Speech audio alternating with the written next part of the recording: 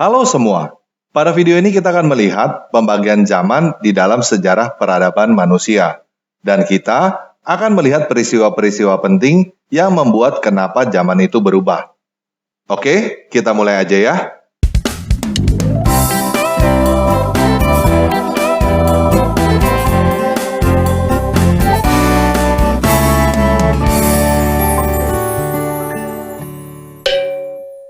Nah, sekarang ini kita menggunakan sistem kalender Masehi.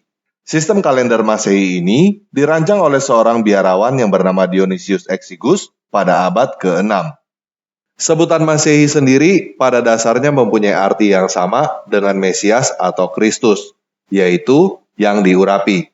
Karena perhitungan tahun Masehi adalah perhitungan yang seharusnya dimulai dari kelahiran Yesus Kristus. Tetapi sekarang ini para sejarawan berpendapat bahwa Yesus tidak lahir pada tahun 1 Masehi. Banyak yang berpendapat bahwa kemungkinan Yesus lahir pada tahun 4 sebelum Masehi. Satu hal yang perlu teman-teman ketahui adalah tidak ada tahun 0 Masehi. Sebelum tahun 1 Masehi adalah tahun 1 sebelum Masehi.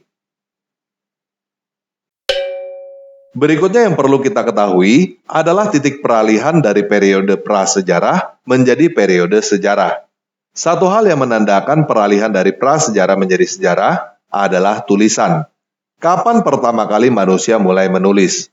Karena tanpa catatan tertulis, kita tidak mempunyai sesuatu yang disebut sejarah. Oleh karena itu, zaman sebelum adanya tulisan, kita sebut zaman prasejarah. Sejarawan memperkirakan titik peralihan antara prasejarah dengan sejarah adalah sekitar tahun 4000 sampai tahun 3000 sebelum Masehi. Jika kita bandingkan dengan perhitungan zaman yang ada di dalam Alkitab, Adam dan Hawa diciptakan kira-kira pada tahun 4000 sampai 3500 sebelum Masehi. Peradaban prasejarah disebut zaman batu. Menurut sejarah dunia, spesies kita Homo sapiens sudah ada pada zaman batu. Setelah zaman batu, kita memasuki zaman perunggu sekitar tahun 3300 sebelum Masehi. Pada zaman perunggu, manusia mulai membuat berbagai barang dari perunggu sekaligus mulai mengembangkan tulisan. Hal ini terjadi di 3 tempat, yaitu di Mesir, di Sumeria yang sekarang menjadi Irak, dan di lembah Indus yang sekarang menjadi Pakistan. Ketiga peradaban ini sudah saling mengenal dan berdagang satu dengan yang lainnya. Namun, sistem tulisan di lembah Indus masih belum terlalu berkembang. Pada zaman ini, Sumeria sudah menciptakan roda, bajak, dan layar. Mereka juga sudah mengembangkan ilmu perbintangan dan matematika. Pada zaman ini juga, piramid Giza dibangun di Mesir. Selain ketiga peradaban ini, peradaban lain yang juga mempunyai populasi yang cukup besar adalah peradaban Norte Chico yang sekarang menjadi Peru. Mereka sudah membuat bangunan besar dari batu, namun mereka belum membuat tembikar dan mengembangkan tulisan. Bangunan batu dari zaman ini juga ada di Inggris, di Pulau Malta, dan di Indonesia. Tetapi mereka tidak mempunyai populasi yang besar. Sekitar tahun 2200 sampai 2100 sebelum Masehi, terjadi sebuah peristiwa besar yang menyebabkan populasi dunia menurun secara drastis. Penyebab penurunan ini masih diperdebatkan, tetapi banyak yang berkata karena terjadi kekeringan di seluruh dunia. Jika kita bandingkan dengan Alkitab, banjir Nuh terjadi sekitar tahun 2500 sebelum Masehi. Abraham lahir sekitar tahun 2200 sebelum Masehi. Alkitab mencatat bahwa terjadi kelaparan yang sangat hebat pada zaman Abram, sehingga Abram pergi ke Mesir di dalam Kejadian 12 ayat 10. Periode sebelum tahun 2200 sebelum Masehi disebut sebagai zaman perunggu awal. Periode setelah tahun 2200 sebelum Masehi disebut sebagai zaman perunggu. Setelah populasi dunia menurun secara drastis, muncul orang-orang dan kerajaan-kerajaan baru di Mesir, Sumeria, dan lembah Indus. Salah satunya adalah kerajaan Babilonia. Selain itu, muncul peradaban baru di berbagai belahan dunia, di antaranya di China, Afrika Selatan, Eropa, dan Amerika Utara. Peristiwa besar selanjutnya terjadi sekitar tahun 1200 sebelum Masehi. Peristiwa ini disebut keruntuhan zaman perunggu. Penyebab peristiwa ini masih belum diketahui dengan pasti. Namun, populasi peradaban dunia mendadak hilang secara bersamaan. Setelah keruntuhan zaman perunggu, kita memasuki zaman besi dari tahun 1200 sampai 600 sebelum Masehi. Di Alkitab, ini adalah zaman orang-orang Israel menempati Kanaan dan mendirikan kerajaan. Tahun 600 sebelum Masehi menjadi titik balik karena sebelum itu kita tidak mempunyai satu hal pun yang bisa disebut buku sejarah. Walaupun manusia sudah mengembangkan tulisan dan kita bisa menemukan informasi tentang daftar nama-nama dan peristiwa-peristiwa yang terjadi pada prasasti, tetapi tidak ada satupun yang menuliskan catatan tentang cerita lengkap sebuah peristiwa sejarah. Sejak tahun 600, yang disebut zaman kuno klasik, muncul berbagai dasar filsafat dan moral di berbagai belahan dunia secara bersamaan, namun masing-masing. Di antaranya, filsafat Yunani, Yahudi, Hindu, Buddha, Tao, dan Konghucu. Orang pertama yang dikenal sebagai bapa sejarah adalah seorang Yunani yang bernama Herodotus. Pada zaman kuno klasik inilah manusia mulai mengenal demokrasi dan pemikiran sains. Selain itu, jalur sutra yang menghubungkan dunia timur dan barat menjadi terbuka. Dan tentunya terjadi berbagai peperangan dan pergantian kekuasaan di berbagai tempat. Nah, banyak orang yang percaya bahwa 5 kitab pertama di dalam Perjanjian Lama yang disebut Taurat ditulis oleh Musa. Artinya, ditulis sekitar tahun 1500-an sebelum Masehi di dalam zaman perunggu. Tetapi, sejarawan memperkirakan Taurat ditulis oleh orang-orang Yahudi setelah pembuangan dari Babilonia, yang artinya setelah tahun 600 sebelum Masehi. Bagaimana dengan Indonesia?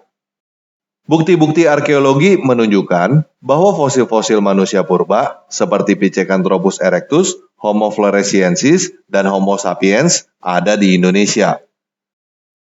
Ada beberapa peninggalan zaman batu di Jawa, Sumatera, Sulawesi, Nias, dan lainnya. Peninggalan zaman perunggu dan zaman besi juga ada di Indonesia yang menunjukkan bahwa orang-orang pribumi Indonesia adalah keturunan China Selatan, India, dan Afrika. Kerajaan tertua yang ditemukan di Indonesia adalah Kerajaan Kutai di Kalimantan dan Kerajaan Tarumanagara di Jawa yang dimulai sekitar tahun 300-an Masehi. Sekitar tahun 500-an Masehi, terjadi banyak hal yang menyebabkan peralihan dari zaman kuno ke zaman pertengahan.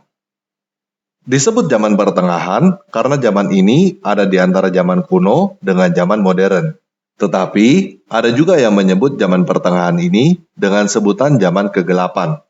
Disebut dengan zaman kegelapan adalah karena terjadi penurunan peradaban di Eropa yang dimulai dengan keruntuhan Romawi Barat. Pada tahun 500-an ini, terjadi perubahan iklim yang sangat drastis, terjadi kelaparan di berbagai tempat di dunia, dan juga terjadi wabah bubonik yang membunuh separuh penduduk di berbagai tempat di dunia. Setelah itu, bangsa-bangsa yang tadinya dianggap barbar mulai berubah menjadi kekuatan utama dunia, seperti Inggris, Prancis, Jerman, dan Arab. Di Afrika muncul kerajaan Mali. Di benua Amerika muncul Cahokia, Aztec, dan Inca. Di Indonesia muncul kerajaan Sriwijaya. Di akhir zaman pertengahan ini muncul kerajaan Majapahit di Indonesia dan juga muncul Genghis Khan yang membuat Mongol menjadi kerajaan terbesar di dunia. Satu hal yang disebut sebagai pemicu terjadinya perubahan dari zaman pertengahan ke zaman modern adalah wabah bubonik kedua yang terjadi pada tahun 1348.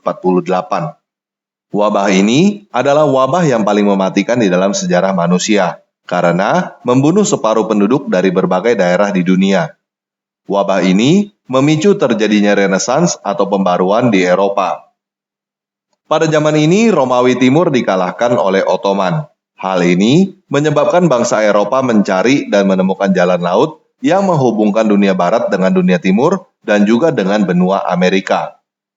Pada zaman inilah terjadi revolusi industri dan modernisasi yang menyebabkan kemajuan pengetahuan dan teknologi yang sangat pesat sampai saat ini. Oke, sekian video kali ini. Yesus Kristus beserta kita.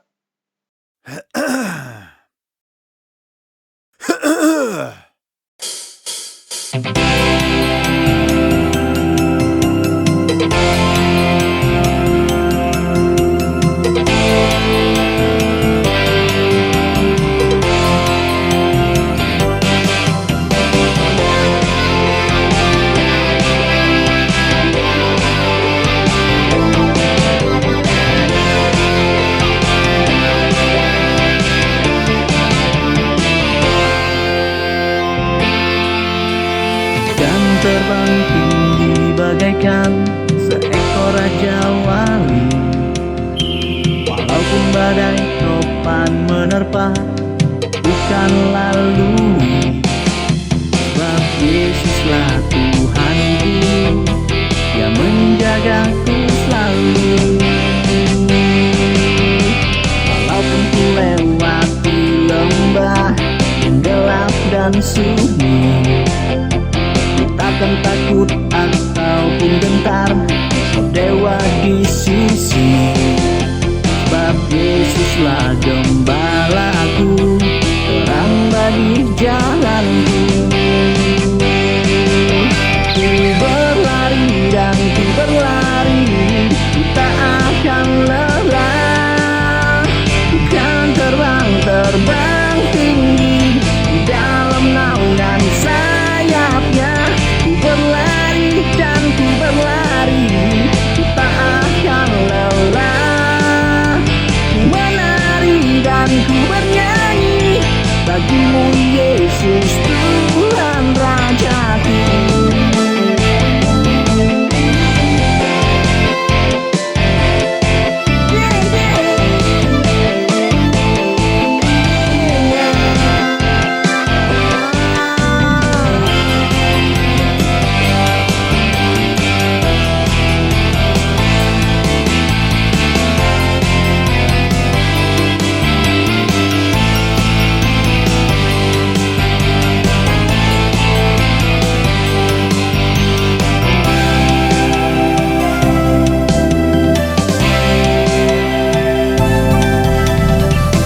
Terbang tinggi bagaikan seekor raja wali, walaupun badai topan menerpa, ku kan lalui. Sebab Yesuslah Tuhanku, Dia menjagaku selalu.